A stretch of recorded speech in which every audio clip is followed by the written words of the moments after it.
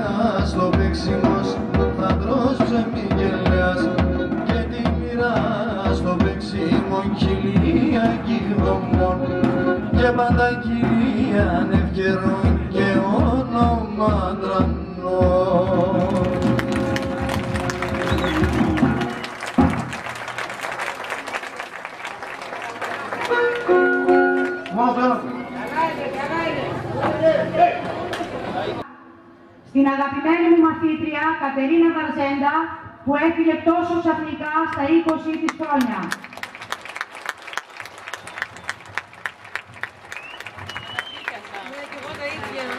Αφήνοντας πίσω όλους εμάς να τη θυμόμαστε πάντα με αγάπη. Κατερίνα, η απόψινή βραδιά είναι δική σου.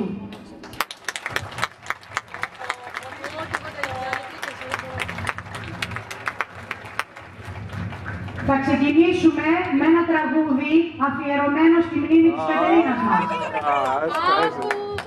Θα είναι το νησιώτικο τραγούδι «Θάλασσα», με στίχους όμως διαφορετικούς. Με στίχους που μόνο ένας πατέρας θα μπορούσε να γράψει. Θα το τραγουδήσει η Λίτσα Ιβάρβη και θα το συνοδεύσουν ο Σπύρος Βασάλος βιολί και λαούτο ο Κυριάκος Πρέκας. Θα σας παρακαλέσω να κάνετε ησυχία. Όχι καθόλου.